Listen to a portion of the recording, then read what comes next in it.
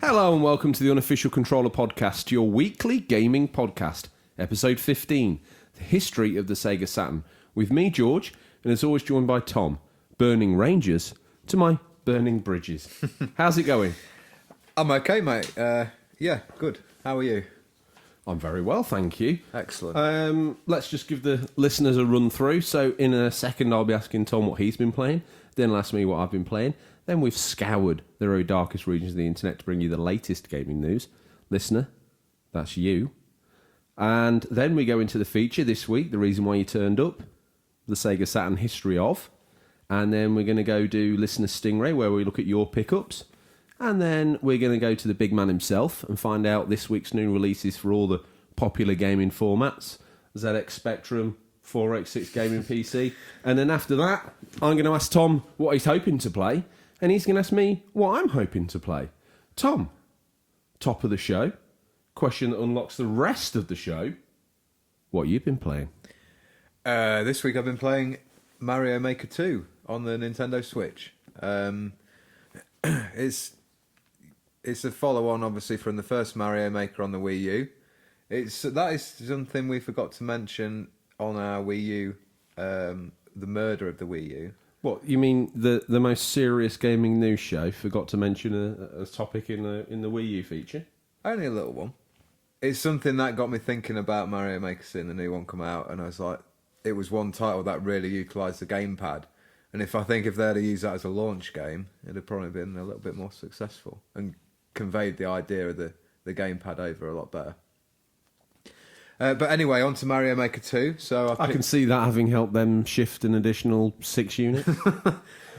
6 whole units, definitely. 6 units, yeah. For sure. On launch day, it'll get me that Mario Maker 2 goodness. We'd have been there. Or Mario Maker 1 goes, no, I'd have bought Wii games. Would you?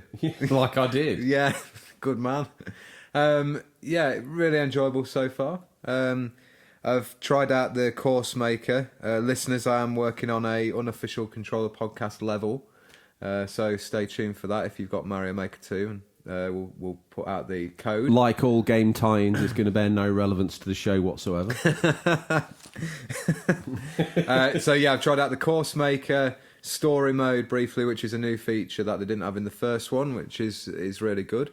It sort of takes you through the early stages of how to build the levels, and you can play through challenge levels, but you can also utilise building elements to make that level easier, which is good.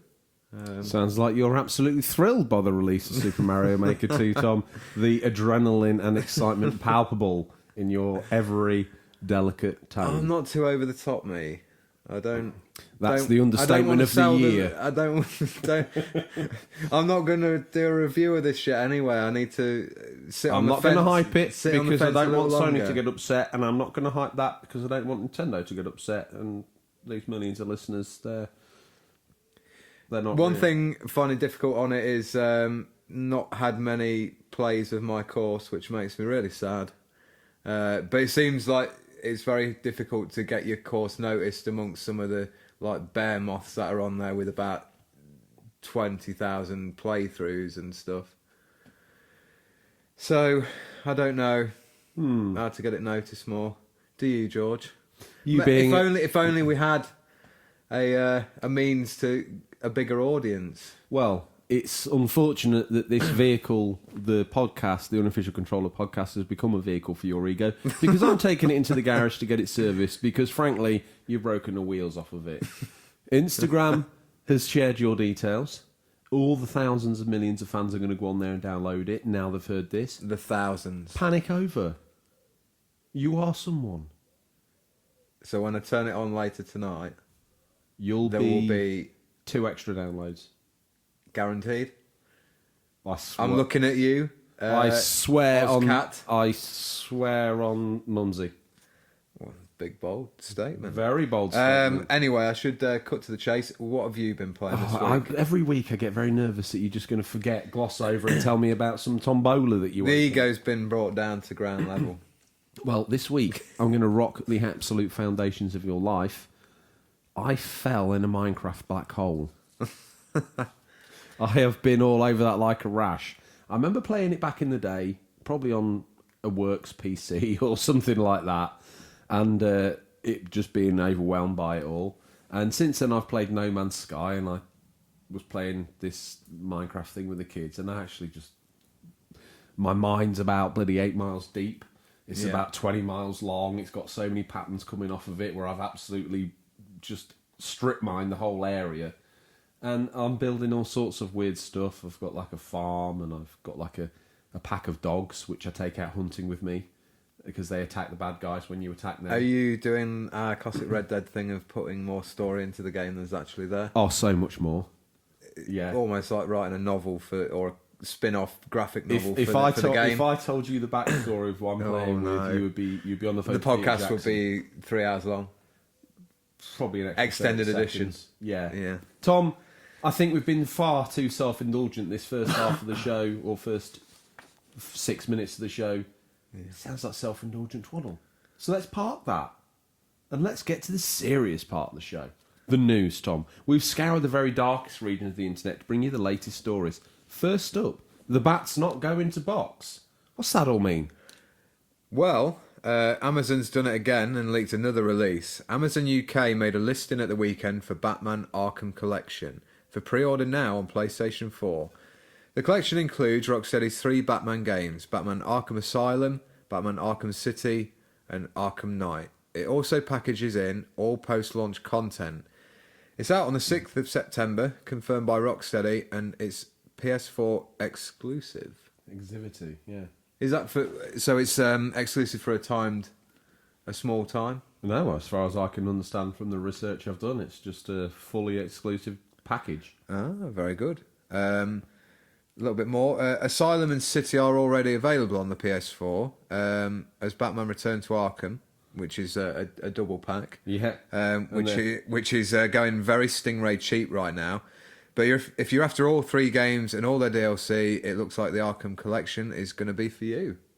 Yeah, so obviously you can pick up the vanilla versions on the marketplace, or probably go see Finster Gamer at your local CX and grab a copy there. Remember, he is Finster Games, the latest game shop in the village.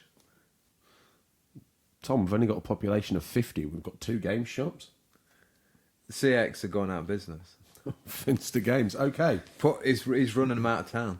Pop down, see Finster Games, and get a copy of those titles for about £1.50. And I think that might be the best bet, because the DLC for me has been a bit of a mixed bag in places. I downloaded some of it and thought it was a bit okey-cokey. I've enjoyed all 3 of the games, but never touched the DLC. No. Didn't really feel much need to, based on what I saw of it.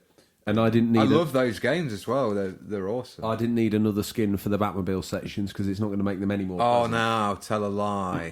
Did I go like the full Christian Bale and watch the Dark Knight trilogy? Try and play the Dark Knight trilogy. It was coming, wasn't it? You're a Tim Burton man, aren't you? Very much so. Me, the modern day hipster, trying to keep cool. Give me some news. We'll move on. Quickly. Cuphead and chill. Tom, is that sand in your pocket, or are you just pleased to see me? Netflix has got together with Cuphead's creator to bring us Cuphead TV show. The news comes directly from Cuphead developer Studio MDHR's Twitter account. They said, coming to you in full colour and cine sound, it's the Cuphead Show. Witness the wondrous Inkwell Islands if you've never seen them before in an original series inspired by classic animation styles of the 1930s. Now in production by the talented team at Netflix Animation. Seen it. Seen it? Yeah, got it off Ray. Of course you did. Of course you did. Not very good. Early copy. Yeah, not very good. Pilot episode. Yeah. They're never very good, are they? No. Episode 0, go check it out in all your podcast and YouTube feeds if you want to have a little giggle at 2 men looking awkwardly at each other while looking awkwardly at some pieces of paper. And trying to figure out some mics. Talking of figuring out mics, we're kind of a big deal round here. IGN and MPD got together to bring you the best multi-platform games from the last 20 years based on dollar sales. Grand Theft Auto 5 is in at 1, with Call of Duty filling the gaps and Rock Band and Guitar Hero trashing COD's Hotel Room with entries at 5 and 7 respectively. GTA continues to appear in the weekly charts to this day and seems to be an absolute juggernaut, Tom. Now, we've discussed this, haven't we, before? Who hasn't got that game? Yeah. I think people rebuy it. I've bought it a couple of times. Because sometimes you think, I really wish I had GTA. I just want to bomb around the city or take it online and buy some of the... Because they're always updating that game with different things. I know people probably complain a bit about the shark cards, which you... Do you need those? I've never done GTA Online. Do I need a shark card? You have to grind a lot if you want, like, some of the more expensive vehicles, or I see they're bringing a casino out soon. It looks quite cool. You'd have thought they've had a casino. Yeah, you would, really. But again, it does worry me a bit for the next GTA, whether it's going to be... I don't think they'll ever put out a bare bones game, but like you just said there... Panic over. You'd think... Don't worry. Red Dead Redemption was safe. Everyone thought that was going to be nonsense, and it ended up being all good. I think that they're actually You fitted that in for me this week, so we don't need to mention it. Red Dead Redemption 2. One of the Triforce of gaming. Looks like Mummyzilla's won some after eights. Tom, bingo. The most important bit of news, we're over to you, our absolute resident Nintendo guru, Hot off the dressed press. in his Mario onesie with his Luigi hat, his Wario socks. He's carrying a Wii U because that machine just won't die. Tom, tell us how we can play the latest Wii U games on the go. Well, it's the Nintendo Switch Lite. Oh, this is a scoop and something. This is hot off the press. This almost Jesus-like. You predicted Psalm style. Since episode 1, you've been declaring that this will happen. This is happening. There is a reason I go down the church on a Sunday. And 2 episodes ago, you declared it would happen in July. I went down the local bookies. Yeah. Tom the Dodgy Bookmaker. I put a bet on. He shares your name, but he doesn't share your moral values. I put a bet on that you were going to be wrong. I owe Tom the Bookmaker £20. Whoa. The Switch Lite, Mini, call it what you like. That's our petty cash gone. All of it. And tell me, Tom, I want all the facts on this Joy-Conless machine. So, today Nintendo announced the Nintendo Switch Lite, which comes in 3 colours. There's turquoise, yellow and grey. It comes out on September 20th. It's going to be a price of $200, so roughly for the UK, what we're looking at, 180. Would you say for that? You tell me.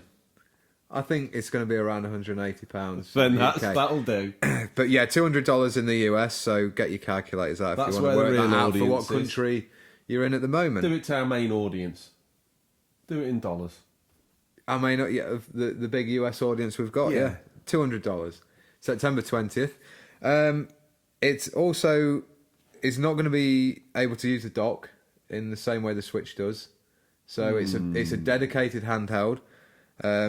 The Joy-Cons are no longer. By that. Yeah. They're one port. It would hurt them to put one HDMI port on it. Whatever port that's the one got. I don't really understand, because the Joy-Cons are now all integrated into the handheld. There's no HD rumble and there's no infrared sensor. So if you want a game where that uses motion controls, that milking game, yeah, the one that everyone bought a Switch 1, 2, for, 3, the cow milking game. 1, 2 Switch. Yeah. You're gonna have to put it I presume it's got a stand, and then you're gonna have to use the traditional Joy-Cons.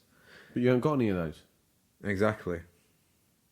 It's a strange thing, but I think it's going to be a good entry level machine for youngsters who maybe want those good Switch games. It's the cheapest way for Mum to get little Jimmy on Fortnite. Yeah, and I suppose it is. That's cheaper than most of the base consoles, isn't it? Xbox cheaper than most mobile phones. That's a good point. So that's a good deal. Yeah. I just think they've missed the spot. Obviously, if you want to play this thing on its stand, you could use a Pro Controller, one presumes. Yeah, absolutely, that works. The other thing, listeners, is you're gonna. I just think they are that's the trick if you can't plug that into the TV. Yeah, it's really strange. Like, especially, I don't mind leaving Joy-Cons on, but they could just slap that in a normal dock and you could use Yeah. your Pro controller. Why not? well, imagine if like you own a Switch and then you got kids and they're like, "Oh, we want a Switch as well." You're like, "Well, okay, let's get you the Switch Lite." Oh, can I plug that in the dock? No, No, you play in the corner. you play in the corner. Go in the dark room. Scurry away. Yeah, go like away. Harry Potter under the cover. Go away from me. Um, So is this good news, Tom? For the listeners, let's decode it. Let's break it down into biteable chunks. What do they need to take away from this? Is this what little Johnny is going to be asking for on his Christmas list? I think this will be massive this Christmas with the release of Pokemon, Zelda Link's Awakening, Luigi's Mansion 3. They've got some quite heavy hitters coming out, and it's a good way of pushing and what is technically a new console. Give me that price point again. $200. So if you look back at the 3DS, which was about 130, I need one of these. I think you do. Not for me, but yeah, I need one of these. I'm not going to play on that. It's an awesome machine. Tom, Just, we I need to cover this on the show. Whenever I go back to Ninty, they burn me. They're not getting me now. It's not like the Wii U now. It's safe. It can't hurt you anymore. All you can play on there is Wii U games. Like the Wii U lives on zombie-like in the Switch. It's got a lot of new titles coming. Name one. I named 3. Name one that's out now. That's not on the Wii U. Splatoon 2. Mario Rabbids Kingdom. He bought himself time with that little play on words. Okay. Yeah, there is. That was one. Awesome. They're going to be working on being able to transfer data from your current Switch to Switch Lite. I don't know why you'd do that, because to me, this is, if you don't already own one, you might consider getting this one. Maybe if you're a bigger boy and you've already got a Switch and you want to leave... No, wait. Okay. What if you want to leave that plugged in and use it as the big boy screen, and you want to use the Switch Mini as your go-out machine, so you can just pick up your cloud save and walk out the door? Is that possible? I think they're knowing into they're a long way off like that sort of cloud save technology. I can do that with my Vita, my now unsupported Vita. Ever the champion for the Vita. He won't let it go. That's a good machine. How have we not had a history on that already? me? That allows me to be playing PlayStation 4 Minecraft, and then if I want to go to relieve myself for a number 1 or 2, not what you were thinking, listener, I can take it with me. Why is that? Don't you play game on toilet? It's got no games though, has it? The Vita? It's got Minecraft. Persona 4 Golden.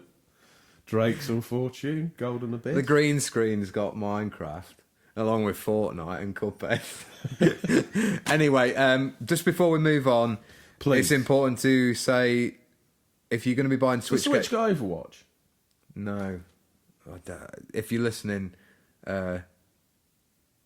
Bad Bash anyone Gaming. from Nintendo, please put Overwatch on there. Oh, I thought you meant that And Bad Bash Blizzard. Gamer had won the pork... No. He wins nothing. Pork... whatever it's called. Hamper. Pork scratchings? No, the pork hamper. Does it come with pork scratchings? It probably does. Anyway, I must get this out. Okay. If you're going to be buying Switch games in the future and you're picking up a Switch Lite, please check the back of the box, because it will specify whether it's suitable for the handheld, as in the Switch Lite.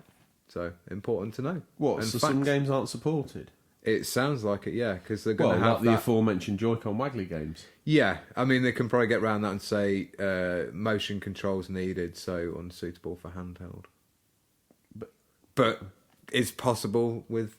We're turning this more complicated than it needs to be. Just remember to check the back of the box and look for handheld suitable. Let's break this down to its most simplest forms. Listeners, if your parents start saving now, you'll not be very popular if you don't get them this for Christmas. Kids, start getting your crayons out and drawing up pictures of Switch Minis to leave around the area where parents go, especially at Christmas time. Get the catalogue, if that's still a thing, or draw a circle around the TV screen on the Switch Mini when you're looking at it on Amazon, and then hope With a sharp knife. yeah, or no, a pen. We don't. This is a PG podcast, minors.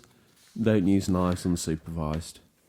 Unless you've got the knife qualification certificate from Red Dragon Rios. Sensei Rios. Tom, I've Don't said it forget once. his full title. I've said it twice. We've been very self-indulgent, but let's let the listeners have an opportunity to get in contact with us and decry us and bring us down to that mediocre level where we simmer at the best. Tom, how would they do that? So this week we really want to push the YouTube page. We want to see some comments on there. We want to see more subscribers and more likes and listens for the episodes. This episode will be going up on YouTube. So please, do you think are we doing this there. wrong? If this is for YouTube, should we not do this something like, "Hi guys, this is George and Tom from the Unofficial Controller Podcast. Smash that like button, ring that subscribe bell." Is it not like that? Nah. Want to see 1 million likes on this video and we'll do another one. Too over the top, mate. I'll turn that off when it's like that. It's full on Too in over my the face. top, mate. It's like, whoa, slow down there. Smash that like button and all that good jazz. Yes, please. Okay, and if they wanted to send us an email, Tom, how would they do that? Questions at unofficialcontrollerpodcast.com or direct messages on Instagram or Twitter, as most of you do. They do. Tom, we've rumbled through what you've been playing. We've snuck through the news with that rather huge news of the Nintendo Switch Lite, as they call it, and now we've arrived at the chunky part of the show. The reason we hope you all turned up. This is the history of the Sega Saturn feature. This week's feature is a discussion around the history of the Sega Saturn. As always, you guys got in touch to share those cherished memories of Sega's 32-bit machine, and we're including those to add a real personal touch to this story. As always, listeners, to do this, we need to time travel. As always, we utilise the Burgundy Maestro Turbo with a murky past and even worse, green luminous striping. Let's take the journey. Tom, should we use the lift? Absolutely. Well, we're out the med bay this week, listeners, and I'm back up on my feet, able-bodied. So we're going to walk down. Well, we're going to walk to the lift, like true lazy modern people are. And then we're going to descend in the lift and then pop out the Burgundy Maestro Turbo. So we're in the lift now, Tom. If you could press the button beneath the swimming pool but above the zoo, Burgundy Maestro Turbo button, press that. I got it. And down we go. Tom, got that beautiful lift music serenading us again? It's pretty good, isn't it? Yeah, here. It's like the sort of phone music you get when you're on hold. Very much. Lift music. It's the whole album, by the way. So if you want to download the whole album of Unofficial Controller Lift Music, it's 5 hours. We could do a loop, actually, and put that on YouTube. We should. We will. We promise. A few more likes. 10 more than this will get. And here we are. There she is, Tom, as we exit the lift. Tom, every time we come down here, there's something new on this hideous-looking vehicle. I'm beginning to think it's more accessory now than car, a little bit like Darth Vader. Have you added a fake bonnet scoop, or has it always been there? Well, we've got a friend, haven't we, who does like sort of paper mache / carbon fibre body modification on vehicles. Good old cousin Ian. I didn't know he was responsible for the technological advancements of the I told him I was going Turbo. for a Bruce Wayne / Batman look, and he's give you that. He's give us Wayne Ray / Fatman look. Wow, okay. And with that rather incendiary bombshell at the Ray family, I think we should climb in, take a sip on the out-of-date McDonald's Coke on the floor, and let's go. Tom, hit the blast process button. What's blast processing? So what's blast processing do?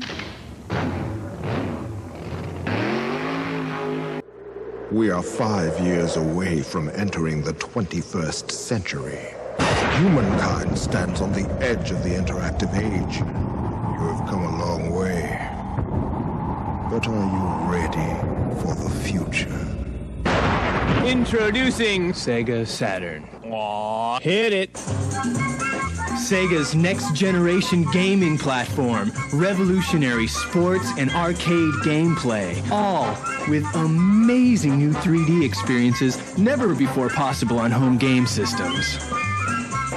Wow. Whoa, God, and that's time travel. time travel. Phil. Takes it out of you. Oh, God. So here we are, somewhere a little interesting. The Saturn already launched in Japan on November 22nd, 1994, came bundled with Virtual Fighter, a faithful port of the popular arcade game, sold at nearly 1-to-1 ratio with the Saturn console at launch, and was crucial to the system's early success in Japan. The pull of Virtual Fighter responsible for Sega's initial shipment of 200,000 Saturn units to be sold out on the first day. Now, Tom, we always use this little critical look back. If you had 200,000 units in a warehouse with Stingray, and you got them shifted in one day, normally it's a weekend. Yeah. If you got 250,000 units shifted down the market with Stingray, you'd feel very happy with yourself. We'd be going down the wagon and horses and having a very good time of it. Shandy All and round. a meat pie. So, as we say, somewhere a little bit different. I feel like deja vu here, Tom, but we're at a packed Los Angeles Convention Center for the first E3 on May the 11th, 1995. Tom Kalinske of Sega is about to go on stage to start their keynote speech. Cool, first E3. I know. Big one. You can learn a little bit about E3 in one of our previous episodes, if you want to. Correct, yes. What was that show called, Tom? It was not E3 Baby, was it? It was... Or was it? I It's think the it was E3. E3. It's the E3 preview episode, anyway. That's called E3 Baby. And then it was the E3 debrief. E3, the E3 debrief. You know, if Excellent. you want to come in the top of a search engine optimization, say E3 6 times. It's a little bit like bringing the Sandman or Beetlejuice into your life. Don't do it. Don't say Stingray 3 times in a row either. Oscar said no. What's happened to you now? It's on you. So it's here famously that Tom Kalinske, not the Tom that I share this mediocre vehicle of a podcast with, announced to the world that the Saturn was not only releasing early, but it was out right now and available at certain retailers. Tom, we talk about E3 mic drops, but my goodness, can you imagine if we sat down to watch this last E3 that was gone, that was all over the internet and in real life declared as a damp squib? Yeah. If we'd watched and they'd said Microsoft, Nintendo or Sony had got up on the stage and said, oh yeah, here's our new console, and everyone was like, oh my goodness. Well, Someone Xbox, definitely would have shouted out, you're breathtaking. That's breathtaking. So Xbox go up on stage, they not only announce Project Scarlet, but then they turn around and go, and if you want to just pop over to Toys R Us, you can pick one. That would right be now. madness, wouldn't it? I think it'd be awesome. I don't think it'd happen in this modern era because it'd be a leak, but, you know. Sadly. But It's that rubbish, was isn't it, with leaks? big drop. That was big time. But unfortunately, Tom, that should have been the E3 mic drop moment, and could have been if it wasn't for the $2.99 mic drop from PlayStation, their keynote speech. Now, I have to say, that mic drop from Sony, yeah, so the Saturn was $3.99. So we can set the picture for the listeners. And the PlayStation, the guy got up on stage and announced $2.99. Now, if you're looking for headlines, and in the world of the headline, Tom, PlayStation is cheaper than Saturn, sounds pretty good. Yeah, I'd argue the point, though, as a gamer fan, I'd rather go, I want to play that now. So your Saturn is out now, is that what you're saying? It's E3, but the PlayStation is coming out, but it's going to be $100 cheaper. But this is what I was going to say. On the paper, you think that's all right, but doing the research for the show and casting my mind back to that time that I existed in, the PlayStation at $2.99 came with nothing. Oh, you're getting bundled game as well. The Saturn had an inbuilt memory card, Yeah. and it came bundled with Virtua Fighter. The PlayStation was just a console for which you need a memory card. And a I game. believe you got a demo disc with it, but there was not. whoop-de-doo. Yeah. Let's bring home the new console. Dad says, what you blowing your latest wages on, boy? It's all right. I've got this 30-second loop of a T-Rex on a black screen. Well, I don't think this is any better than Secret of Mana. What do you know, Father? So, yeah, a little bit misleading. Sega probably should have followed that. In the modern world, Sega would have followed that up with some evidence to say, but this and but that. But unfortunately, in the noise and the playground wars of the time, the information, the only thing that stuck was $2.99 mic drop. Yeah, that's right. But unfortunately, what should have been great wasn't well received by the fans, publishers, developers, or the retailers. No, and we will obviously go into that, Tom, but there was some very, very upset people that day. You'd think that would be a goodwill bandwagon to ride all the way till launch, wouldn't you? Or from that moment into the console's life. Yeah, but it you was, would really. in their shrewd gamble to get out before PlayStation and establish themselves in the market, great idea. Unfortunately, this gamble backfired. Developers and publishers weren't ready and were upset they'd missed the lucrative launch window on one notable and vocal example being EA, as always, Tom. The devil in the story. Retailers are unhappy as Electronics Boutique and Toys R Us were the selected retailers to showcase the launch stock. Other retailers decided to snub Sega and either remove shelf space altogether, like KB Toys, or just offer a very reduced selection. Yeah, interesting. It was going to be very hard to get yourselves one of those new fandangled Sega machines, Tom. They weren't doing Sega any favours, were they, with that? I can see the point because you just completely dropping a new console out of the blue. They've had no time to promote it. No, and the original launch window for that console was September. So we were early. Yeah. Very early. Yeah. And these games were still being, they weren't even ready to go gold. The developers, I can imagine even more, must have been a bit like, oh, that's just slashed our deadline. Well, a lot of them, those that stayed with Sega, sort of stuck through and persevered. A lot of them just said, you know what, forget it. Really? Yeah, we talked about that in the Dreamcast special, didn't we? Where they were coming into the Dreamcast really only having their own library of games to support it. Yeah. And that's because of as a result of this, but also, and we'll get to it, the Saturn being quite hard to program for and very different to the other consoles on the market, I think just left the poor old girl feeling very alienated. And once again, yeah, the Saturn's got a copy of FIFA on it, but it's missing quite a lot of good games. Well, multi-format games that literally drowned the PlayStation. Would you say it's the Wii U of Sega? Or is that I was thinking earlier what would be the best comparison, and I of a more modern day yeah, console? and I mused for a while, and I thought the best comparison really would be probably like the PS3. It was like $6.99 or $5.99 at launch. Oh yeah, that had a massive launch price, didn't it? And although it didn't come early, it came late. It was hard to program for, and it took quite a long time. Now there's an example of a company realising they'd made a boo-boo, misjudged their loyalty with the fans, but then chose to then go back to ground roots and work back and create like a community around their whole thing, which then ushered in the PlayStation 4 and all its successes. What Sega did was threw out some half-hearted games. Tom Kalinske wasn't a fan of Japanese games, so unfortunately North America didn't get some of the quality RPGs that maybe we or Japan got, or definitely Japan. Anyway, moving on. This made the fans very upset, and with that high price point, it wasn't pocket change in 1995, and most of them didn't have the money to buy it straight away. No. Imagine if you or I, again, were watching E3 tomorrow or today, and it's a new console out. Yes, it'd be very exciting, but not many could mobilise immediately and go, oh, okay, I'll go buy that. Yeah. Remembering back to saving up for the GameCube, it took a while. I was only working part-time at that moment while I was at college, and yeah, it isn't pocket change. You can't just go down there. There's very few people. It's limiting your instant audience, isn't it, for the console?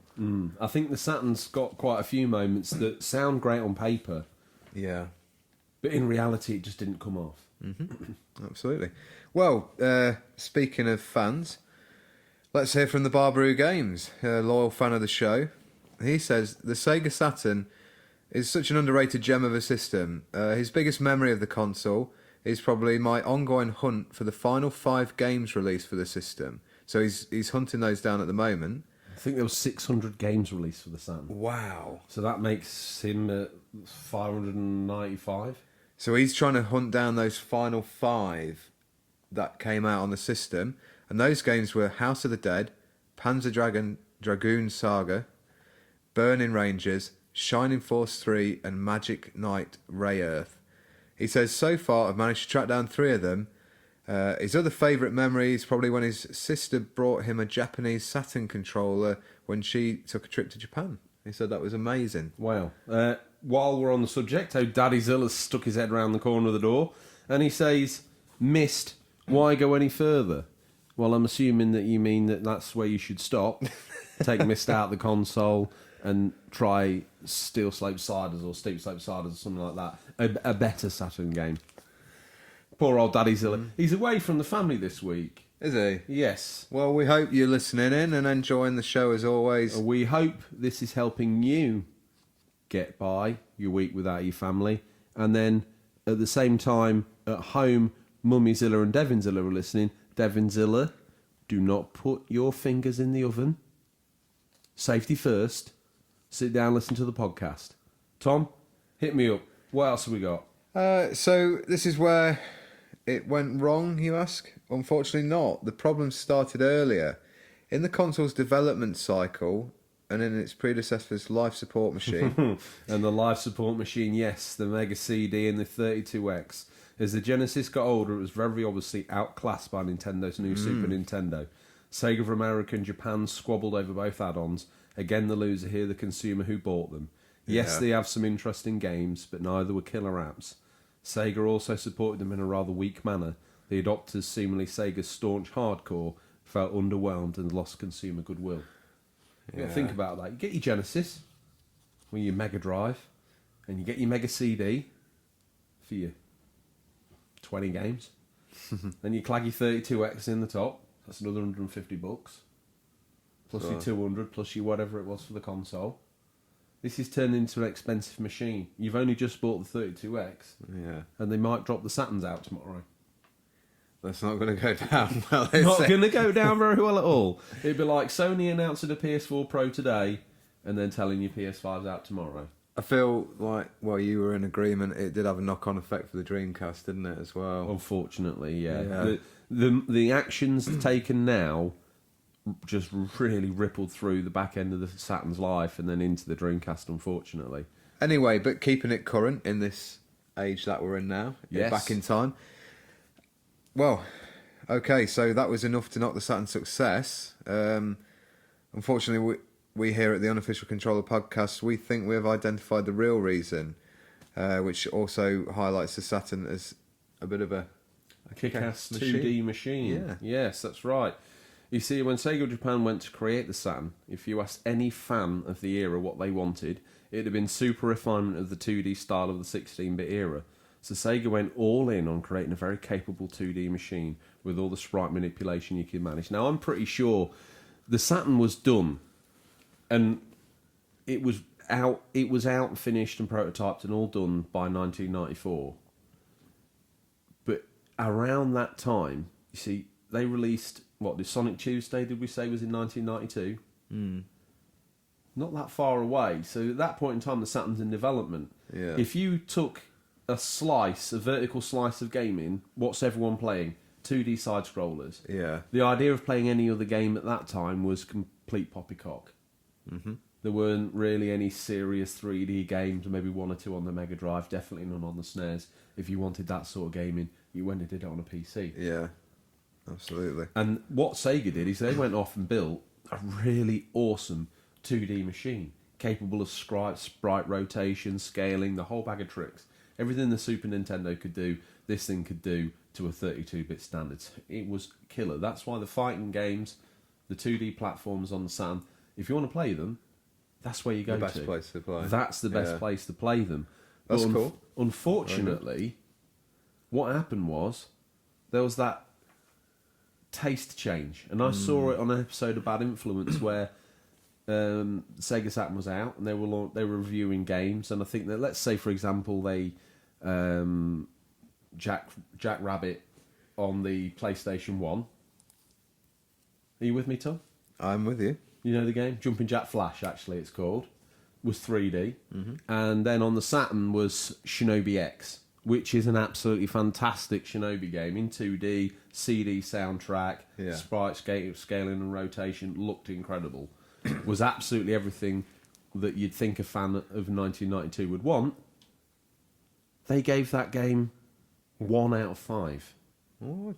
Because it was 2D. Their thoughts were, Yeah. this is boring, we want Old to see hat. more 3D, this is old Yeah. hat. Why bring out a new machine and do it all 2D? There's no point to this. Well, you look now, like 2D games have, well, they've made a big comeback over probably the past 5 years, especially with the indie developers. So that's cool to know. If you really want to check out some great 2D games back in the day, Saturn's a good place to start. Definitely. If you're into fights, Tom, and I know you are a I am. staunch street... You would call yourself a hardcore Street Fighter fan. Yeah. Do you own a Saturn? No. You're not going to say. Part of the problem. You're part of the problem. And Got as me back. As we said, in between the Saturn's development and its launching, 3D had become the new vogue, and kids were shunning 2D games in favour of the new 3D ones. But that's not to say that the Saturn couldn't do 3D. As we know, it can, and it obviously launched a Virtua Fighter, but it couldn't do some of the flourishes and polygonal effects. Couple of examples, or here's one notable example: Demolition Racer. A relatively launched game for the PlayStation 1, if you remember it, and within the launch window of the Saturn, because it leapt out to surprise everybody.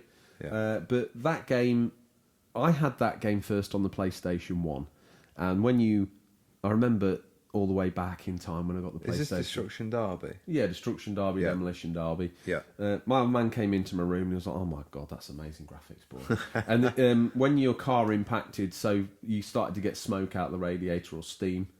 And then if you did a little bit more, you start to get black smoke and fire. This is all how all game graphics are judged when one of your parents or an older relative comes in and goes, "Wow, that looks amazing." That's when you know you're like, I'm the big man round I'm here. someone round here. I've Yeah. got a powerful gaming console. I've got a Sega Saturn. And the Sega Saturn couldn't do these polygonal effects. So instead, the Sega Saturn used flat 2D sprites that were animated in an upwards. So you've seen the smoke. We've talked about the Call of Duty smoke in 2 when you throw the grenades in the, We're still in the wowed by that tutorial now. level, and it all pulls out the wall. Yeah. Very similar style of smoke coming out of the PlayStation version. What looked like something out of a Dick Dastardly cartoon fizzling out the top of the Saturn version. It's a shame, really it is. And I think that coupled with the screens and videos of the new upstart Sony console, Had Sega panicking, didn't it? they were panicking. And do you know what? If in doubt, throw another 32-bit chip in there. Talking of throwing things in, Tom, sounds like it's time to wheel out the immortal Ozcat. What we got here? He says, my wife wanted to toss in her 2 cents. When she was a kid, she put pennies in her parents' Saturn. The slot were the saloon doors and the pennies were cowboys. She ended up breaking the board trying to get the pennies back out with a knife. A very fond memory for him there that he says he always finds very humorous when he thinks back to it. Now, just so the listeners That's understand, excellent. that's a great story, and we love those kind. And Ozcat, thank you for that. Thank you for your loyal support. That slot at the back is actually the memory card or RAM expansion slot. Oh, is Many it? people think it's for backwards compatibility for Genesis games. Tom, you're the sort of guy that probably thinks the PlayStation 4 is compatible with PlayStation 2. Let me tell you, it's not. And neither was the Saturn. It was not backwards compatible. That slot was for memory upgrades. What's up, Tom? Syphilis kicking in? That cough off mic? Gone You full all right? Arthur Morgan. Gone full. Spoilers. Some people haven't finished that yet. Oh, can you imagine playing that again for the first time? Just don't forget this. Halfway through the game, when you meet the imp, ask for the upgrade potion and buy the Tixie Licks. Finish the game, no death. Really? Yeah. I'll have to try that. Yeah, my old man came up with that. Moving on. Again, great on paper, but utilising both made the system hard to develop for. That's the aforementioned 2 chips before Ozcat threw his pennies in the ring. A His great. wife's pennies. Well, I don't think she's got many pennies. The amount of Switch games he's assembled. No, one probably wonders she has to work 2 jobs. Yeah. I know, I don't mean like that, Ozcat. I just meant like work a day job and a night. And There's a night job going down at the CAF. Deb's Babs. Deb's Babs. Awesome. one. So, this... A great example on YouTube. Yeah, great example on YouTube would be the Digital Foundry Saturn versus PlayStation Tomb Raider video. Now, I'm about to try and describe to you the scene, but but I implore you to go to YouTube and check this out. But if you're in the car, driving down the road, and you're thinking, George, Tom, I can't go to YouTube, do your best to describe it to me. Just like you did in the Big 3 episode last week, where you verbalised the demos and Of said games. Of said games, and that was a roaring success. I'm going to do it again here. So on the PlayStation version, on Digital Foundry, they strip it down and they strip all the textures off, and you can see the wireframe of Lara, and you can see the wireframe of the world around you. That's something that, as modern day gamers, we can understand and observe. Then they show you the Saturn version, running with all the graphics on, the PlayStation 1 running with all the graphics on side by side. And admittedly, I personally think, although, did you know Tomb Raider came out first on the Saturn? Did it? Yes. There's a story. One day, when we're strapped for content... The man with the facts. I'm sure we'll do that story. We should. I'm sure we can wheel a whole feature out of it. We're certainly doing it with this, so we can certainly do it with that. And what happened was the Saturn wasn't able to do the polygonal world as it was, so they actually drew individual screens and arranged them on top of each other, almost like in an Outrun when you drive forward and it's the road like that. Mm-hmm. I'm not doing a very good job of describing this. Go check it out. The Saturn, basically, they very cleverly programmed around its inability to do 3D they wanted it to, and actually stitched together multiple screens at once to show a moving image of you walking forward. Doesn't make any sense. So go check out the rather eloquent Digital Foundry video as a great way of showing you how the Sega Saturn was a little tricky to develop for, and probably why it got left behind in this race of the two consoles. But it's okay. Mr. Needlemouse has Sega's back. Maybe not. Maybe not. Now, I was shocked to learn this when you were talking me through some facts. Giving you the Sega pre-read Saturn. of the scripts when you'd arrived, chauffeur-driven, Tom, in you Yeah. come. Mumsy sits you down, bottle of warm milk, here's your script. I don't read that. I'm a one-take guy. Always one take. What did... Boom. Oh, my Method goodness. actor. What did Mr. Needlemouse do or not do, Tom? Well, he didn't really put in much of an appearance on the Saturn, did he? He didn't put a shift in on that, did he? No. Hung over from the Genesis. Yeah, he had been milk dry. He released a compilation of the Mega Drive greatest Sonic hits, but we didn't get a Sonic game as we know it. Traveller's Tales bought us Sonic R, a Sonic racing game, but the mainline Sonic game was cancelled. Yeah, the mainline Sonic game, from the footage I've seen over the years, is him sort of... Oh, so it's like an alpha footage. There is footage of... Yeah, and I tell game. you what it reminds me of the most, Mario Sunshine. Really? Yeah, running around, because they... So they went with a 3D option. Yeah, but because they didn't want to do into the screen like maybe Sonic Adventure, they had you rotating around a ball, a planet that was floating. So you went in Mario and Galaxy through. you're thinking of. Yeah, what did I say? Sunshine. What do I know?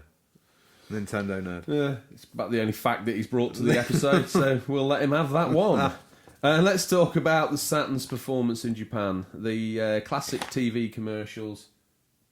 What have I done? I just said him a fact. It was Mario Galaxy. Did I say Odyssey?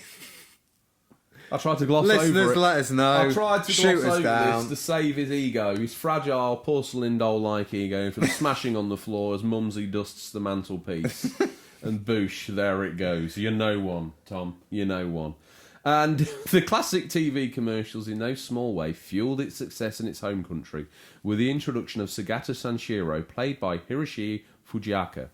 I've probably slaughtered both of those and probably said swear words in Japanese, but we'll move on. As a character in a series of TV advertisements starting in 1997, the character would eventually star in a Sega Saturn video game. Tom, I went you back didn't and know looked at about those. him, did you, Yeah, until I you opened your eyes? Yeah, they're pretty brutal. Even though he was actually in our latest Instagram post, you're still none the wiser. Hit the like, don't read the content. Classic you. Well, you showed me the trailer, Oh, and did. what I thought I was looking at was a very heavy night down the dojo with Red Dragon Rios like throwing people to the ground with all sorts of judo and mixed martial arts moves. And no Red Dragon Punch because the local village council declared a veto on that. Well, last time he tried it in the village, all the windows shattered. Well, they went down complaining in RAF Clapham Junction, got they? very upset, and they said, actually, we've checked. It was a Red Dragon punch executed at 0234 this morning that broke the windows. Not an AC tank buster. The subsonic plane, yeah. Well known for its window shattering capabilities. Let's talk about the Saturn, because we certainly don't know anything about military hardware. Tom, how many did it go to sell? the Saturn went on to sell, or will go on. Wow. Gotta remember, we're back in the day. Past tense, forward future. It would go on to sell 9.26 million That's units. loads, Tom. Surely it must have won the console war of that generation. Well, let me slow you down there, champ. Slow down, cowboy. The PlayStation, with its mediocre numbers, only managed 102.49 million. Oh. Boom. And it embarrassed the N64 as well. 10% rule there, nearly. Those that buy, play. Tom, tell me, it's one of those times, let's just hang on a minute. We've just wheeled out a fact and we're not going to then reverse up and wheel spin all over it like we do on official controller style. Let me engage reverse, let me wheel spin. 9.26 million units. Again. Another good day at the market. If you and the Raymeister had managed to shift that many, you'd be feeling good about yourself. But if you look over at the opposite stall, Mr. Kutagari's gone and shifted 102.49 million. You're feeling pretty average. You certainly are. A bit of a... The Saturn, much like this show, cult status. Not liked by many, liked by a couple. But definitely to be looked back on as probably a hidden gem. A high point in podcasting. A hidden gem. 200 years from now, they'll look back at this the way they do Shakespeare's work. And then they'll misinterpret all of the things that Tom says. Good time to hear from Retro Gamer Thomas. Bring him in, Tom. Here he is. Here he is. What's he got to say? I've never had a Saturn first time round. I always loved the PlayStation. I got my first Saturn years ago for my collection and absolutely loved it. I don't know what it was, but every time I want to play something from that generation, it's the Saturn that I go to. He has around 70 games for that. His favourite being his Nights into Dreams box set, which came with a 3D controller. Oh, good control of that. And he says, I also now have the Action Replay and have started to play some imported Japanese games. It's a shame the Saturn struggled at the time because it's a wonderful system with some wonderful games. That's very true, Retro Gamer Thomas. Yes, and 70 games. Got a nice library there as well. Yeah. Look at me wheeling through that like it's a Stingray. So interesting what you were saying about the PlayStation with the graphic effects and such a being, well, can you even class it as a rival with that massive mud hole stomped on the Saturn? No, I mean in Japan, he prefers to go back and play games of that era on the Saturn. Bizarrely, when I had in my rotation when I have all the old consoles out, the Saturn, I don't know what it is about the Saturn. Although at the time it was hard work, and I think if I'd been a fan at the time, I would have felt very Wii U. I, much like Retro Gamer Thomas, didn't have a Saturn at launch, had a Dreamcast at launch, or launch window.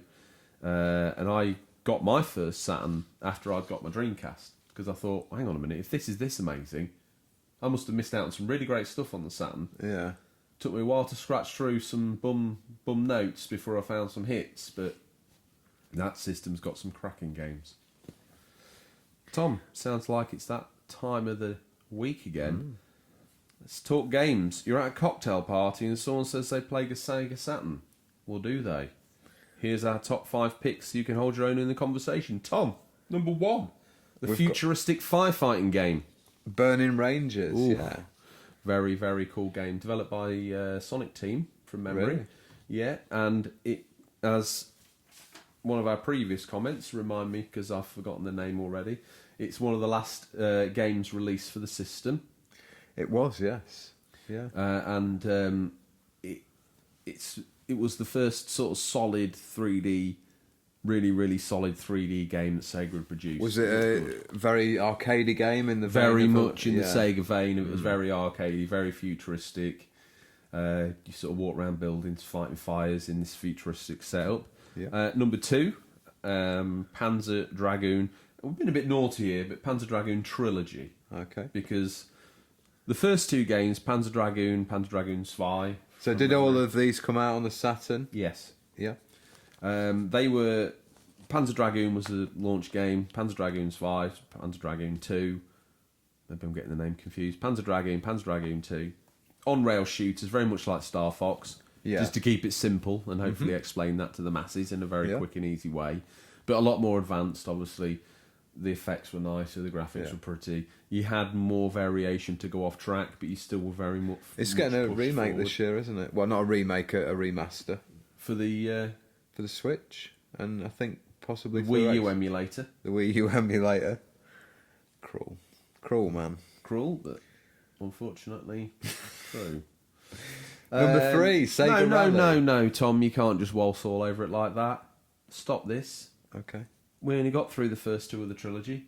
And the final part, which is the real hidden gem in every Sega Saturn fanboy's life. Either you've got it, or you ain't got it, or you're in the hunt to get it. Panzer Dragoon Saga. The Mega Disc Epic. The free roam RPG version of Panzer Dragoon. What? So it's a completely different style of game? No, it was the same graphics, toned down a little bit because it wasn't on rails. It was free. Yeah, that's what I roam. mean. It was like free roam compared to the original on rails. Yeah, but the battles were turn based.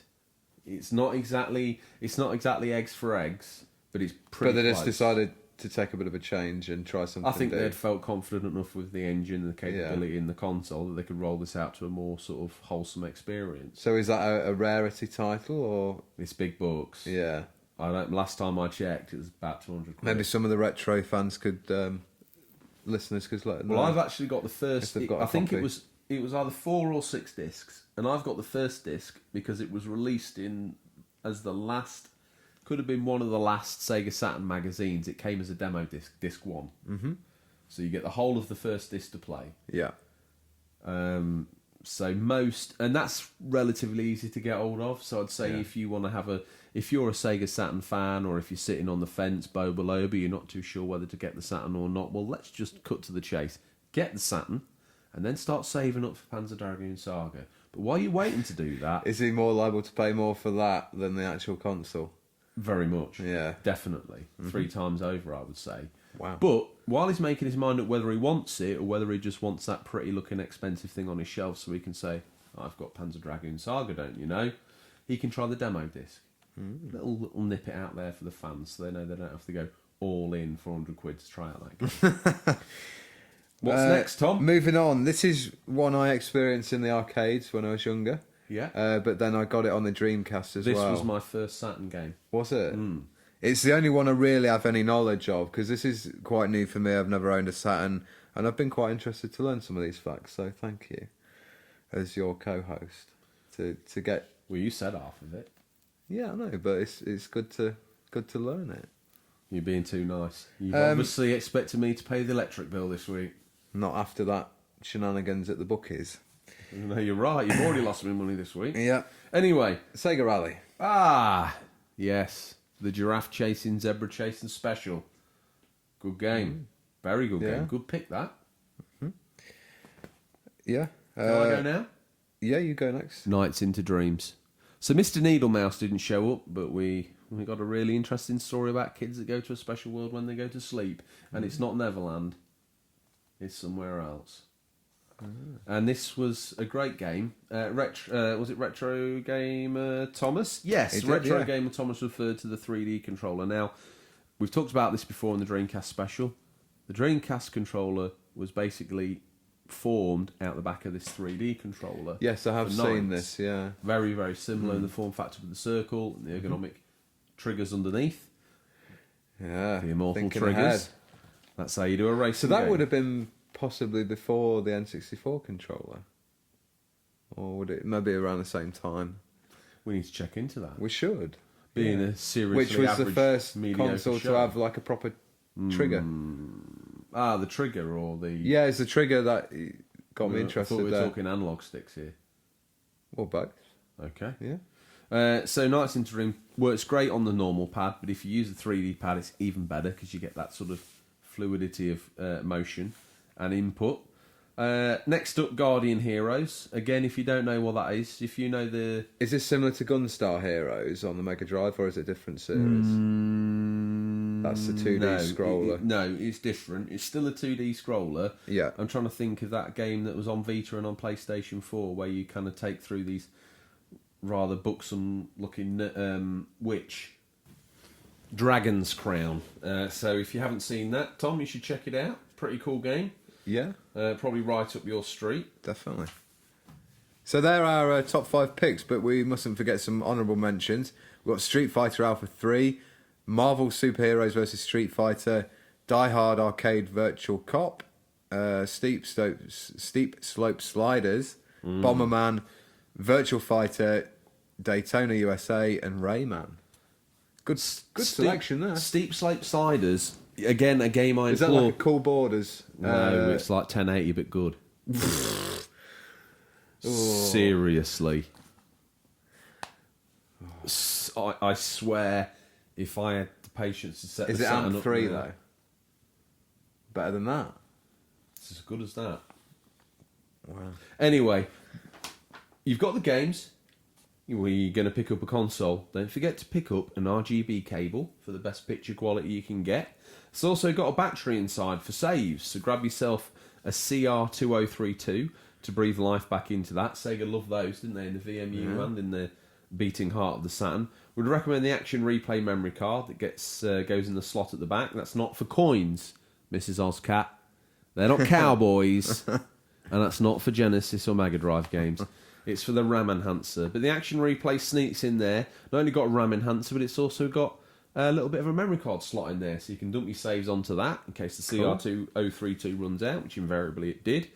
Also allows you to import games. Don't forget to grab a couple of extra controllers. One of those being the Sega 3D pad. And grab a multi-tap. Tom. Speaking of multi-taps, second to last memory. Yeah. Who was it? Let's hear from Doogie McBain. One of my fondest memories is playing Saturn Bomberman with my brother and his friends. It supported up to 10-player battle matches using 2 multi-taps. Plenty of unofficial controllers used that day. He went for a little cheap pop there, he says. He did, yeah. Unfortunately, we could only get 7 players, but it was still tons of fun. And he also likes to mention the Panzer Dragoon Saga as one of his all-time faves. A man of esteemed, unlike you, Tom, a man of esteemed taste. Really? You're a man of esteemed poo. Seamless. Tell us. Seamless. I think we've done the Saturn feature. Hopefully the fans think we've done justice to it. Probably haven't, but we won't hear from them anyway. Tom, send us to the end. What we got? Who's here? Who's here to see us out the show? We've got a new listener. Yay! Ring the bell. Ding dong. He's won the One meat more to the list. One more of those dodgy emails that Mum's 4,000 emails that Mumsy wrote. You can knock off the list. You can delete Mum. I don't even want to say it out loud. 5,000. Prowling Cougar 69. What did Prowling, as in the chocolate. Star Wars Kenner Vintage has won the meat hamper. But what else has he got to say, Tom? My very first run-in with the almighty Sega Saturn was when I turned 18 and he went to an arcade hall. He says in Germany you have to be 18 or over to go in the arcade halls. It's there he played Virtual Fighter, Daytona, House of the Dead and Sega Rally. He was just caught up in the magic of all those games. But after spending 50 Deutschmark, he wanted to play those games at home. And 30,000 Deutschmark is a pretty heavy price to pay. Yes, it is. But he went on to read in good old Video Games magazine that Sega was planning on a new console and wanted to bring the true arcade feel into our homes. And he said that felt great to know that was going to happen. And he was happy to get the console for his birthday with Sega Rally and Virtual Fighter and Daytona USA were his first games. He says, I still love my Saturn to this day. And I think that's a good way to end it, because I think most people that actually get access to a Saturn develop a very quick and fond love for the machine. It's got me intrigued, I must admit. I'm a big fan of 2D games at the moment, so maybe take a look. Okay, Tom. With that, we've arrived at the bit that most people skip to, So hello, all listeners. Welcome to Listener's Stingray. When the big man makes a house call, you better be ready. These guys got in touch to show us their pickups from Stingray's boot. You can too. Just hashtag Stingray's boot on Instagram or Twitter, or email us at questions@unofficialcontrollerpodcast.com. Tom, while I get some coal and build up a good head of steam to get the Nokia 3310 going, why don't you lead off with the first Stingray's boot pick for this week? Well, listeners, if you want to join us, if you put in hashtag Stingray's boot on Instagram, click recent, you can see all these lovely pickups. You by don't the need listeners. to stall Grandad's here, Tom, and to be honest with you, even I've beaten you this week. So Retrovision's kicking it off. I'm going to like it. There you go. So when you're listening to the show and you've seen that you've had a like, that's when it happened. Wonderful. What we got here? Set of paddle controllers for the Atari. Would they have been used with Pong? Is that what they were for? Well, the tennis bats on the controller indicate that would be a very strong suggestion, Tom.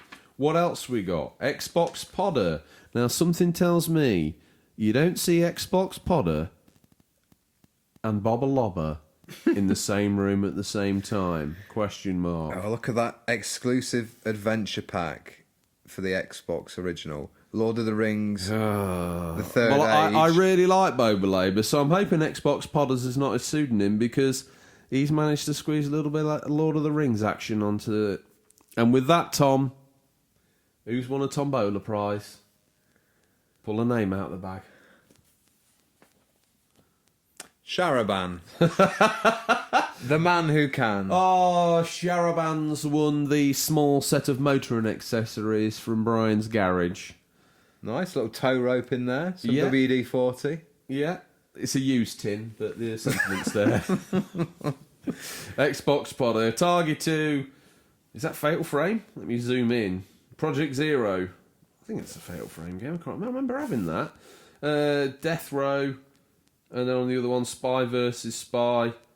And a sealed copy of Without Warning. He's also got some... on his next post, he's got Club Football 2005, and he's got several editions for Man U, Liverpool, Villa, and Arsenal. A Codemasters game. If they brought one of those games out for every team in the Premiership, Xbox Podder's got some serious legwork to do. Yes. Like that. Sharaban's up next Here with some he is. pickups.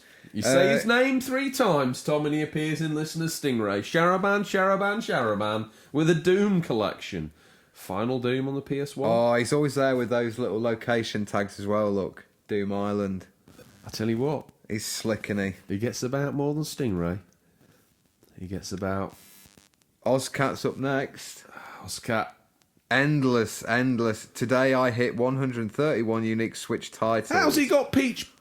I don't want to do spoilers, Tom, for the Stingray's boot, but Peach Ball's in there. How has he got that? It could be a Tuesday release. He's had his hands on the MG Maestro Turbo, I should think. He's also got Toe Jam and Earl, which is an awesome looking title. Yeah. Boba Loba. Told you don't see him and Xbox Podder in the same room. He's been down everyone's favourite retro gaming store, Gotham Games, and picked up a copy of Total Driving. Has he? No messing about. He's a local lad, is he? Oh, well, Tom, we're from XYZ Shire. We have to appeal to everybody. We can't say we're from a certain place, you know? We're from the village of Farmerton. Boom. It's random. It's mixed up. I've said it out loud. Do we leave it in? Farmerton. Farmerton. Let's see how many fans gravitate towards it. If they don't like it, we'll change it next week. It's fine. Breaking the fourth wall one We would more actually time. like to hear village suggestion names, I think. You left it up to them. They picked Sega Saturn. You know what you're going to do here. You've done it now, haven't you? I have. Made my bed, gonna lie in it. Okay. We ought to skip past that poster because that's us. Sharaban. No, let's just stop there. Nice post there from that guy from the adverts from the Sega Saturn holding up a Sega Saturn. Nice work, Unofficial Controller Podcast. Like. Is it okay to like one's own stuff? Of course. Feed the ego. That's where I got my one like from, George, so back down. Sharaban's up next with a collection of Super Smash Bros. Games. He's even got an amiibo there, look. He has. He's got the Link amiibo from Breath of the Wild. And he's got the N64, GameCube, Wii U, Switch and 3DS. He's got the whole collection there. Great job. Oh, Radbash Gaming, you son of a gun. You know those bookends you've got? Yeah. DM me, DM the unofficial controller podcast, Radbash Gaming. You skip straight to listen to Stingray to listen for your one, and there's a unique call to arms. Get in contact with me about those bookends. You don't need them. You don't need those. Good pickup, by the way. Riddler on a glass. Looks like it's been smashed and rearranged, but that's how we bought it. It's the Riddle me this, or I'll glass you. Or I'll glass your mouth. It also looks like he's picked up some of those 12-inch, not Mummy's favourite toys, Toy and Buddy and Wuzzy and Bud and Wuzzy. That's staying in. Oh my goodness. That was the tripwire that You're getting it out of the normally- way, aren't you, before the new releases? Before Battle for Endor. I can't say it now. So buckle up, listeners. It's that time for the car crash. Ozcat with some more Switch games. Yeah, because we've done enough to Radbash Gaming. Dream Collections has picked up a Game & Watch, Snoopy. Nice work. Yeah, that must be worth it. They've got the polystyrene, 30-year-old polystyrene. Nice to see. Dream Di mezzo Collections ad un from- grosso lotto. He's had a big pickup. He's the Italian translator, which is you. Very good. No worries. Think it's Italian, but no problem. Has he won the lottery? No, I think... Is that just lucky? That's lot. It's big lot. Big lot. Big parking lot. Xbox Podder crawled back on. in with a mask on. Looks like Boba Loba. Him, Red Dragon Rears, an intangible variant. You never see... But did you look where he picked these up from? Where did he get them from? Leeds CX. Oh. Well, let us tell you, Xbox Podder, if you go down to our village, there's a better shop than that. Gotham Games. Finster Games. Oh, yeah. Retro Visions. He's got what looks there like a Nick comb. Actually, no. It's a cartridge for the Magnavox Odyssey. Game number 7. Sold separately from the 6 that came bundled with the system and 2 that came with the gun. It's pretty cool to see you can still walk into game stores and see these available for purchase. Here, Retro Visions. You better Sharaban up next. check your scalp for eggs. Yeah, Sharaban's got a Quake collection there. Pretty See what cool. he's done? He's gone with the Doom theme. Oh, guess what though? Guess about. See where he's tagged it? Bestseller Softworks. Very good. He's took a picture of the game. He's written the game. Be in the game. IA Retro Gamer Dad got himself a top load of SNES. Son of a gun. Tom, pick a name out of the tombola. See what game he's got. He hasn't. It's all right. He's safe. What's No that prize first for him. game? Lord of the Rings: The Return of the King. Oh, Retro It's not Battle for Vision. Middle Earth. I'm not having It it. wasn't before. Not good enough. Oh, you see, you changed the rules to fit what you need. Radbash Gaming, let's see if we can pull something out He's of the back got for some you. DVDs. He has. Just he got Dance there? 4 on the Wii. Don't forget that, you treacherous dog. And that's exactly what it looks like in the He back must of live in a Stingrays modern too. part of the country because we don't get DVDs here, do we? We're still on VHS. Tom, park your jaw. Mr. Nintendo fans walked in. He's got some Switch Pro controllers, GameCube variant style ones, Crash Tag Team Racing, Super Mario U Deluxe, Dragon's Dogma, Lego Marvel Superheroes 2. Well done. Look out, Brock the Aces dude. I think that was the guy that brought us the Transformers before. He's just walked in the door with more plushies and a Skegness plush Claw picker. machine. Exactly. He's also got himself the tap that is the Wii Remote wheels. Zoom in down there, Tom, right now, next to the Tamagotchi. Mighty the guy's Max. gone and secured himself some Mighty Max. Full respect, because that finger one is one of my favourite kind. Yeah. Star got Wars some good toys. stuff Multiple slides, all of the same Rammel. Great there. work. Danny Plays got some car boot finds. Good work, Danny Plays. Jack 2, Zapper, and what looks like a little Pac-Man plug and play. Ozcat again. More games than I can shake a stick at. Octopath Traveler. Retro Visions has picked himself up a Wii kiosk. Absolute belter. I love a kiosk. One day when I'm a bigger boy, I'm going to get one. Xbox Podder again, with a dog that looks like Boba Lobus. Sniffing at the legitimacy of Puyo Pop Fever. Xbox Podder again with Stubbs the Zombie. Good game. Sealed again, the sneaky dog. Danny Plays sneaks in with a Tomb Raider 3 and Final Fantasy 7. Yeah, decent times. Amindo Thrifts. Heard that name. Not heard that name for a while. SOCOM 4, Dead or Alive, Devil May Cry, and a boxed PlayStation original. Mr. Nintendo fan with some stuff for Tom. Some Zelda drivel. He's got nothing to say about that, so it must be correct. Mr. Nintendo fan again. He's got, look at me, he says. I've got Marvel Superheroes on the Wii U. But do you know what? I'm enough of a sucker, I'll buy it again on the Switch. No way. I'm not that much of a sucker. I'll get the sequel. Mr. Nintendo fan again. Now, it transpires Mr. Nintendo fan is one from the Southern Hemisphere. He's one of our Australian brothers. Good morning, mate. Good day to you. That's probably him turned off. He'll never listen again. But, yeah, he keeps coming. My goodness gracious me, Captain Marvel. Moving on because, well, another new listener to the show. Sununa Gazana No Mamali. You're not going to say that in a hurry, as I always say. See translation. €15 for these jewels is a deal. Believe it or not, one button press, Tom, and you too can speak a foreign language. It's not as impressive as you think. Sono no ragazzo normale. Nice. I think that's... I'll just put Google Translate on there. Did you hear it? Nailed it. Stuck in the past lanes, waited this long, all the way through the feature, all the way to now, and you've ruined it. But I'll save it. Nice. His content, much like Simon_SWE, is always top notch. Picture of a rumble pack and a controller, and the catchphrase underneath, ready to rumble. And I see Simon Swee liked his picture, so they're fans of each other's. It's beautiful. Finster Gamer. Not only has he rocked up with his own franchise, he's defrauded CEX and stole himself a copy of Manhunt, Grand Theft Auto Vice City, Medal of Honor Rising Sun as he legged it out the door. That's probably not because he wanted those titles, but they're the nearest ones that he could grab as he walked out the door. Tom, when you're legging it from a former employer, quality doesn't always come into it. Next up, we've got Daddy Zilla. Daddy Zilla on his travels. Where did he go? Daddy Zilla on his travels. Where did he go? He's travelling for work, so he says these are his last pickup for a couple of weeks. He's got Gremlins. That's actually a little toy for Devin Zilla. Mario Kart 8 on the Switch. That's cool, isn't it? Nice work. Gremlins thing. You might not have that on the Wii U. No.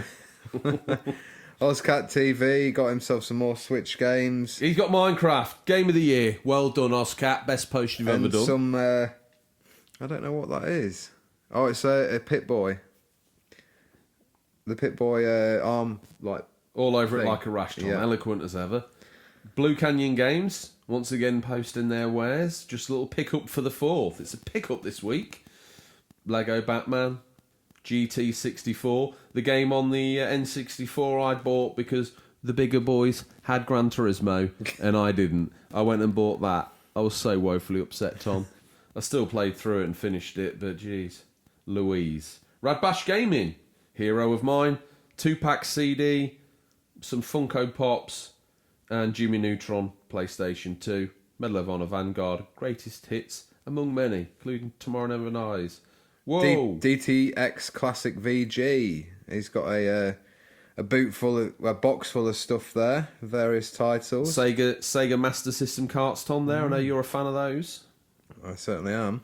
Sudoku 5 on the PlayStation 2 and Yakuza 2. Two very good pickups there, my friend. Sharaban up with the Sonic collection again. Nice. Oh, he gets where the water can't. The Sharaban.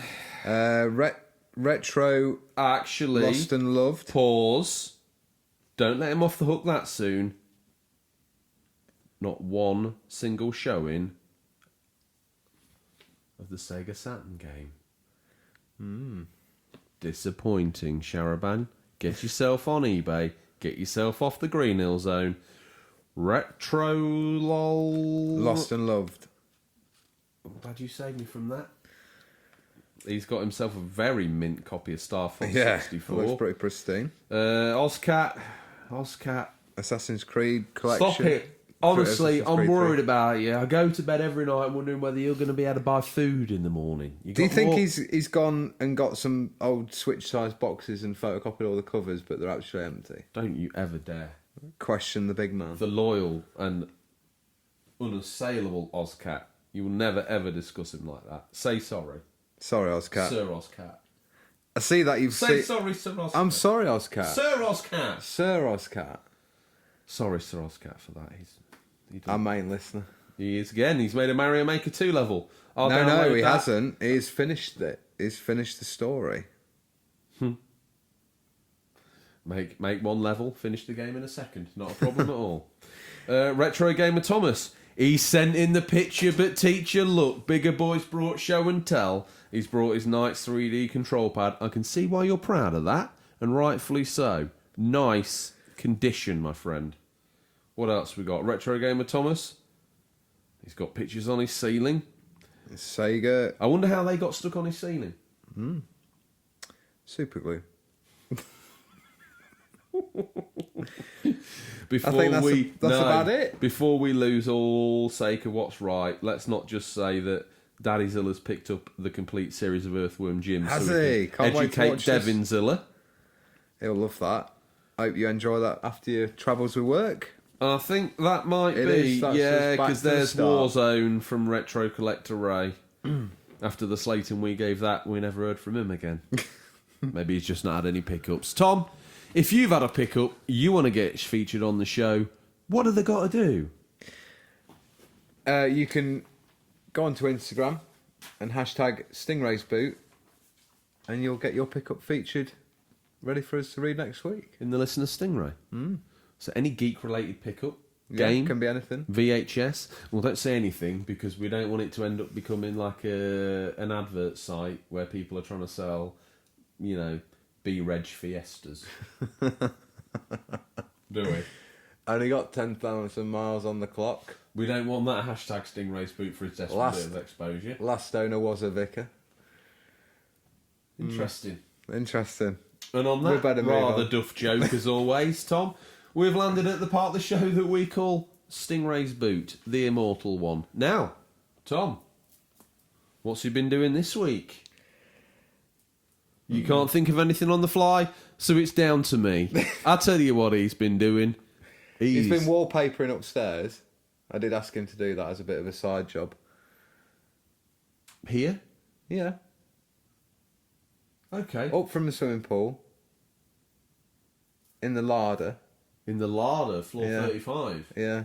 Well, We keep it fully stocked. that explains why his boot's not so full this week, and I was going to make up a story about him having some dalliances with the village across from us and the barmaid. But we won't waste time on that. That's his weekend activity, just for him, isn't it? Tom, let's cut straight to the chase, because he's at the bottom of the drive waiting for us to finish this self-indulgent twaddle so he can tear up the drive like a third-rate made-up person can do that brings us the latest weekly releases in his boot. He tears up the drive, listeners, in the same way he does every week. He manages to match those revs ever so slightly the same, and those pebbles match the same. That's because he's a man of mystery. And look, he's out. The spring's probably stopped 6 hours ago. Listeners, it's time for a peek in what we affectionately call Stingray's boot, what's nestled between some counterfeit nappies and a dodgy copy of Battle for Endor this week. These are the new release highlights for this week, July 8th to July 14th, 2019. Listeners, these are out digital or physical, or will be by the time this podcast is in your feed, but could be region dependent. Tom? First up, Yes, Ozcat's already dipped in the boot and pulled this out, but for all the mere mortals, when do we get hold of it? Senran Kagura Peach Ball, out on Switch July 9th. Bounce your ball along the curves of a crazy theme park starring a ninja girl who thinks she's an animal. Yep, you heard that right. The usual features of the franchise are here too, including dress up and diorama, customise your favourite characters and enjoy some high quality pinball with them, featuring accessories galore set, with 30 bonus accessories included for free. Is that your mummy? No. Okay. Soul Seraph, PC, PS4, Xbox, Switch, July 10th. As the guardian of humanity, civilization is in your hands. Build your cities, set up defensive structures to protect them from the constant threat of monsters, then descend into their lairs with swords and spells to eliminate them for good. Explore floating islands, ancient caverns and lost cliffs. Cities, the world is yours. Brought to you... That sounds like Minecraft. Or have I got Minecraft fever? Brought You to have. you by the It's Ace gone to team, your the head. creative minds behind Rock of Ages and Xenoclash, Soul Surf combines action strategy for a rich and unique gameplay experience reminiscent of the 16-bit era. Next up, we've got Space Dance on the PC. This is the move that Mumsy performs down the village hall. Round the handbags. Yeah, you know, they get down on the floor and they pad both sides of themselves. I don't know what dance that is. It's the one... So, Oh, so I'd you hear. hear? Is that the way they sit That's on the the floor? one, yeah. All the mumsies get down. Oh, it's that song. Get down Yeah. on the floor. Oh, so side your head. Yeah, that is that. That's the space, not the space. we'll dance. call it the Space Dance It's a space dance. from now on. Tom, if it's not a village hall dance for people over a certain age that have had too much baby sham, what is it? It is an old school twin stick arcade shooter where enemies spawn to the beat of the music, so there's a bit of a beat in there. Upside your head. I said, oops, upside your head. I hear that's the main title track. Made casual enough to fit into your lunch break. Easy to get going, challenging to finish, and nearly impossible to master the high score. When's that's that out out? July 10th on PC. Oh, 486 gaming PC compatible, do you think? It is, yeah, and the green screen. Factorzilla. Blazing Chrome, PC, PS4, Xbox, Switch, July 11th. In Blazing Chrome, bring your best pal and kick some metal butts to free the humankind while enjoying a classic run and gun, fully loaded with action and exciting fights. Is that your pick? Someone, please, 240 volts straight in Tom's toes. It's getting a little bit late. He's looking for Mumsy at the door with a blanket and the warm milk. Tom, hold yourself together. I think my mummy is going to be the one after this. Okay. Well, I'll take this one then. Professor Lupo and his horrible pets out on PC and Switch July 11th. Become the most epic intern of all time, or at least save your own neck, in this frantic puzzle adventure game infested with aliens, created by the studio behind the award-winning game Nili Lumbra. Oh, you dealt with that quite well. I was actually, when I scanned ahead of you and then put myself on a little ringside seat. I was all tucked up ready for Ready the for the annihilation of stumbling. that. And you've actually... Like a horse in the Grand National, but really When I look at pulled something and through. think, I can't pronounce that, I look round at you and grin thinking, oh, great. Anyway, that was Professor Lupo and his horrible pets. This is Dragon Quest Builders 2, out on PS4 and Switch July 12th. Set out on a block-building quest to defeat the children of Hergon and bring the joy of creation back in Dragon Quest Builders 2. Create your own unique character and embark on an epic journey with your feisty companion, Malroth. As you travel across the land, you'll meet a cast of colourful characters and help restore their homes to their former glory. You can even join together with other builders to collaborate on your amazing creations. Don't worry. Expect a healthy host of slimes, baboons, and other familiar Dragon Quest monsters to battle along the way. Jam-packed with new features and improvements, the adventure is set to delight both fresh-faced builders and Dragon Quest veterans. Tom, Next you're all up- out of luck. This has got to be your mummy. I don't want it. There's nothing I want this week. It's a dire showing, isn't it? Can we have an extra video? If you'd have put a little more effort into what Stingray was doing, we might have had some more stuff. I tell you what, I'll take Dragon. I'll read out God Eater 3 on the Switch. All you've got to do is pull a retro classic out of Stingray's boot. Not only to set my eyes on I'll stalks, have a rummage around. and let the listeners go, I forgot about that. That's a great game. That's a great movie. So I'll do this. God damn you. God Eater 3 on my favourite console, the Switch, July 12th. Everyone's favourite Wii U emulator. The latest numbered entry in the popular God Eater franchise has finally come to the Nintendo Switch. Now you can experience the game's intriguing story, distinct characters, stylish high-speed combat, and downgraded graphics. Jump into the fray of lightning-fast battle as you wield your God Arc. God Arcs are weapons you can transform to slash, shoot, and devour any Aragami that stand in your way. Use different customization parts to choose between one of 8 melee forms, one of 4 gun forms, and one of 3 fit shields, creating a god arc that is uniquely yours. Take down your foes with stylish techniques such as burst darts and dive attacks. Tom, you're not interested in this game. Neither am I. What's that video? It's Hook, starring Dustin Hoffman That is a great and Robin choice. Williams. That's possibly the with best. a comedic turn from Bob Hoskins as Smee. That is quite possibly the best Stingrays boot pick you've ever pulled out. I knew I wouldn't let you My know. faith in you is restored. Good, because the IOU book we've got with Stingray is getting pretty full. So this might be our last pick this week for a while. Seeing as the PlayStation's 4 backwards compatible, Tom, why don't you pick out a PS2 game for us to play as well? Orphan, Great. an RPG. Tom, Go have a look at it if you're not sure what it is. what are you hoping to play? More Mario Maker 2. Really? Are you just saying that for the show? No, I'll try and finish the level as well. He believes it, lady. Right Yeah. now, at this moment, he believes it. I see that it's probably got another day left on Earth before it gets traded for God Eater 3. What else are you hoping to play? I've got Fire Emblem Three Houses on pre-order, so I'll not be playing much until then. What's going to come first? The breaking of the fourth wall arrival of the incoming? Or this game? Both due around the same time. Wow. Do you know what? When my first child was born, the game I was hotly waiting to arrive was SmackDown vs. Raw 2007 on the Xbox 360. I remember it well. I do. I remember you had that on pre-order, didn't you? Getting hyped for it. Everyone loves a good wrestling game. It's the only place where the wrestling world makes sense. Yes. Is that all you're hoping to play? Overwatch. Why don't you ask me what I'm hoping? Bingo. I Who's am. won? Finster Game has won a Magic Tree air freshener. And a can of sardines.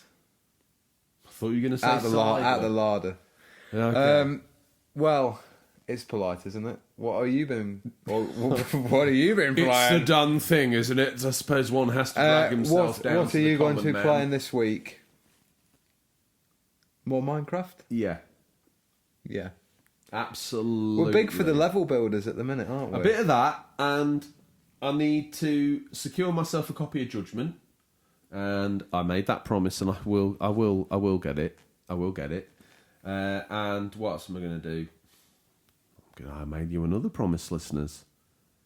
I need to finish Days Gone.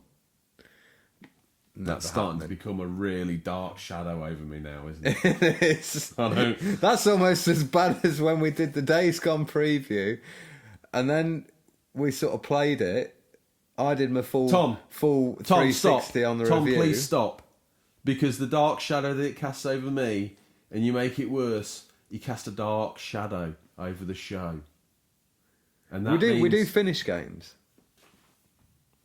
that, we do. That means right now, Tom, that's all we've got time for this week, listeners. And as always, thank you for your time, and we look forward to the pleasure of speaking to you again next week. Until then, happy gaming, and remember, there's nothing wrong with being given the unofficial controller. It's what you do with it that counts. See you, Tom. Adios.